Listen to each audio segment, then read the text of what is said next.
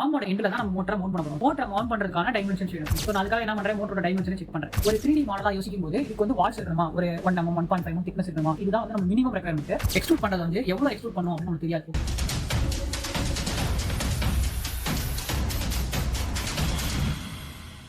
இப்போ இதோட total wait பார்த்தீங்கன்னா செலக்ட் பண்ணி ப்ராப்பர்ட்டிஸ் கொடுத்தீங்கன்னா உங்களுக்கு தெரியும் ஒரு 19 கிராம் இருக்குங்களா. பட் எனக்கு வந்து இதோட வெயிட்டை குறைக்கணும் அப்படின்னு ஆசை. நான் என்ன பண்ண போறேன்னா, இங்கெல்லாம் கொஞ்சம் ஹோல்ஸ் போட்டு கொடுப்பேன். இதோட வெயிட் வந்து குறைக்கிறா. பட் இதை பண்றதுக்கு முன்னாடி நீங்க ஒன்னே ஒன்று யோசிச்சுக்கோங்க. என்ன யோசிக்கணும் அப்படின்னா, நீங்க பண்ண போற மெஷினிஸ்ட் வந்து எந்த அளவுக்கு இதை வந்து ஒர்க் இருக்கோ அதுக்கு ஏதாவது காசு இருப்பாங்க. ஓகேங்களா. ஸோ அது அவங்களுக்கு கன்வீனியன்ட்டா இருக்கா அப்படின்னு யோசிக்கணும். ப்ளஸ் இந்த கார்னர்லாம் இப்படி இதாக இல்லாமல் நான் ஃபில்லட் அடிச்சு விட்டுறேன். ஃபில்லட் எடுத்து இந்த இடத்த வந்து ஒரு 1 mm வந்து ஃபில்லட் அடிச்சுவேன். ஸோ இந்த மாதிரி ஆயிடும். ஸோ அதே மாதிரி இந்த எட்ஜஸையும் நான் வந்து ஃபில்லட் கொடுக்குறேன். உள்ளேயும் கொடுக்குறேன், வெளியும் கொடுக்குறேன். ஓகே, ஒரு 0.5 mm.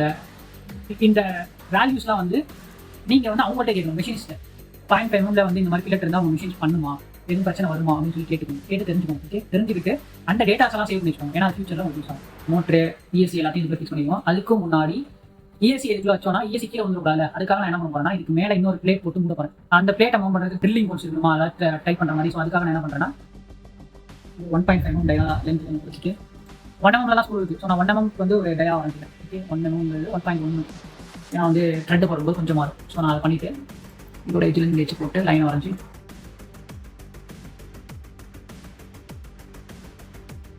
இதில் தான் வந்து நம்மளுக்கு வந்து ஸ்க்ரூவாக மவுண்ட் பண்ண போகிறோம். ஓகேங்களா. இது 3D மாடலாக வந்து நம்ம எக்ஸ்ட்ரூட் பண்ணிப்போம்.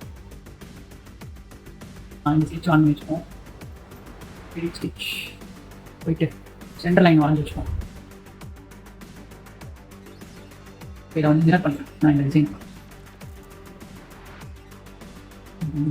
மிரரில் போய்ட்டு இந்த ஃபுல் இது செலக்ட் பண்ணிவிட்டு மிரர் லைன் செலக்ட் பண்ணணும். இங்கே வந்துச்சா அதே மாதிரி திருப்பி மிரர் போயிட்டு இதை ஃபுல்லாக செலக்ட் பண்ணிவிட்டு மிரர் லைன் கொடுத்து இதையும் செலக்ட் பண்ணிக்கிறேன். இது வந்து சென்டர் லைன் கிடையாது. ஸோ அப்போ சென்டர் லைன் இல்லாதனால வேறு இடத்துல இங்கே வருது. இது ஒரு சென்டர் லைனை கண்டுபிடிச்சி நம்ம அதில் போடுவோம். சென்டர் லைன் போகும்போது உங்களுக்கு வந்து என்ன தெரியும்னா, இந்த ட்ரையாங்கிள் காட்டும். இது பார்த்தீங்களா. ஸோ அதில் வந்து பண்ணிட்டேன்.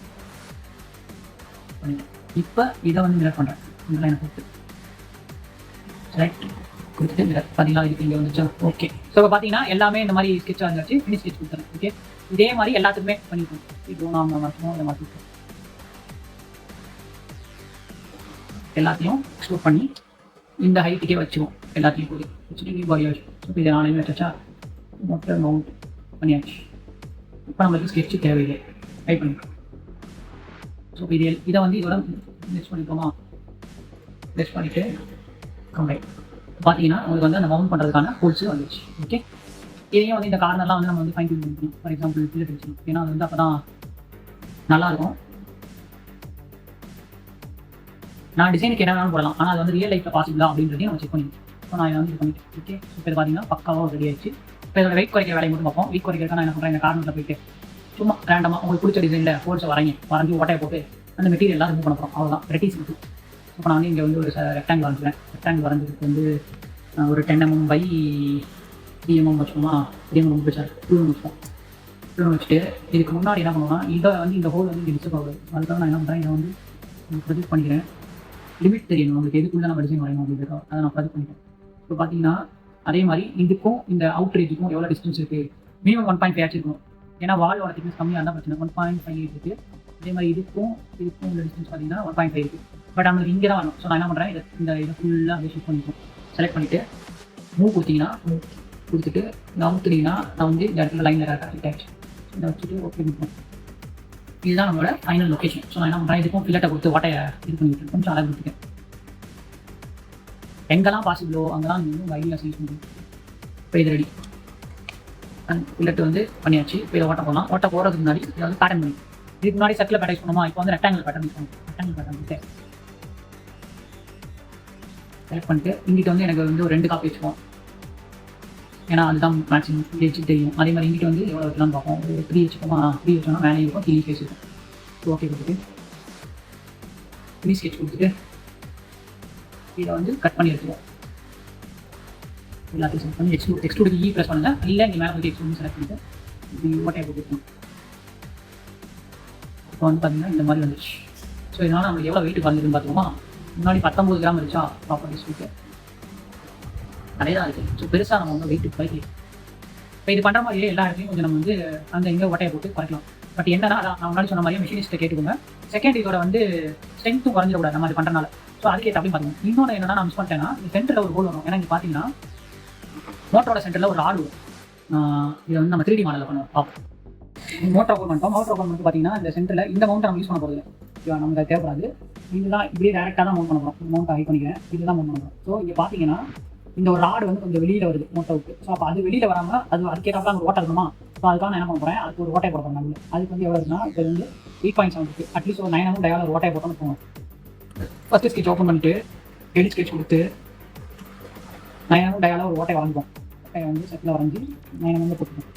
கொடுத்து எடிட் ஸ்கெட்ச் கொடுத்துட்டு அந்த ஹோலை மட்டும் இங்கே இருக்கு எக்ஸ்போர்ட் கொடுத்துட்டு மேலே இல்லை 2 ஓட்டையை போட்டாச்சு. பார்த்தீங்கன்னா இதுதான் ஃபைன். இந்த மோட்டர் நான் ஃபிக்ஸ் பண்ணேன் பிரச்சனை இல்லை. ஸோ அதெல்லாம் ஃபிக்ஸ் பண்ணி பார்த்துருவோம். Insert into current design motor நம்ம கிரியேட் பண்ணி இப்போ நம்ம வந்து பார்ட் ஃபைலாக பண்ணிப்போமா? ஆமாம், ஆல்மோஸ்ட் முடிச்சுவோம். அதுக்கு அடுத்து வந்து அசம்பிளி ஃபைலாக பண்ணணும். ஸோ கன்வெர்ட் டு அசம்பிளி அப்படின்னு சொல்லி கொடுத்தேன்னா இதே ஃபைல் வந்து அசம்பிளி ஃபைலாக கன்வெர்ட் ஆகும். ஸோ ஃபஸ்ட்டு வந்து நான் மோட்டர் ஃபிக்ஸ் பண்ணி செக் பண்ண போகிறேன்.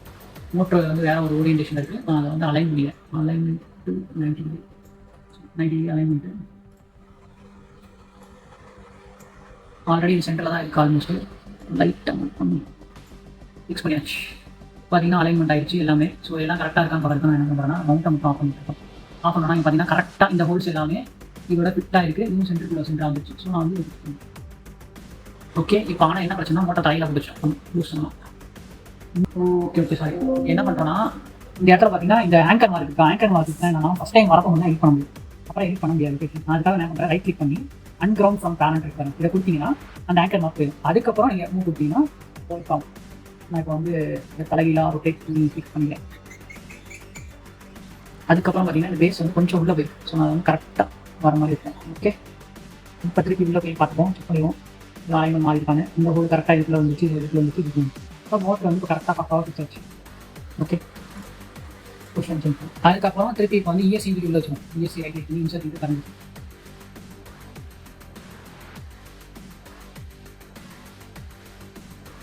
இந்த ஒயரெல்லாம் ஹைட் பண்ணிப்போம். ஏன்னா நமக்கு தேவையில்லை. அதுக்கு முன்னாடி இதெல்லாம் ஹைட் பண்ணி ஆடியோ பண்ணிப்போம். அதை ஹைட் பண்ணிட்டோம்னா வசதியாக ஹைட் பண்ணி இஎஸ்சி மட்டும் வச்சுக்கோம். இப்போ இது ஆன் பண்ணிட்டோம். இஎஸ்சி வந்துச்சு, இது வந்துச்சு. பேருக்கு ஒரு கேப் வரையுமா, அந்த கேப்பையும் கொடுத்துருக்கோம்.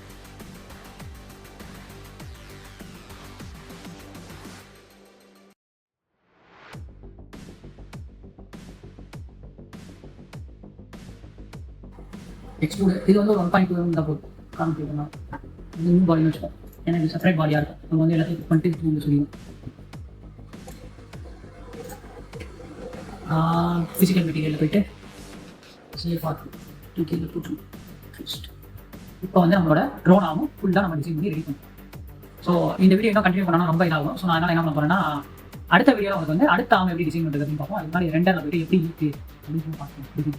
ஓகே, இதான் நம்ம பண்ண ட்ரோன் ஆகுங்களோட டிசைன். நெக்ஸ்ட் வீடியோவில் அடுத்த ட்ரோன் ஆகும் எப்படி பண்ணுறது அப்படின்றத பார்ப்போம். ஸோ இந்த மாதிரி அடுத்தடுத்து ஒவ்வொரு பார்ட்டியும் நம்ம ட்ரோனையும் டிசைன் பண்ணி மொத்தமாக ஒரு சீரிஸ் மாதிரி இந்த வீடியோஸை ஃபுல்லாக முடிச்சு. ஓகேங்களா? ஸோ மறக்காமல் இந்த மாதிரி கண்டென்ட்ஸை கண்டினியூஸாக பார்க்கறதுக்கு நம்ம ட்ரோன் தமிழ் சேனலை சப்ஸ்கிரைப் பண்ணிக்கணும்.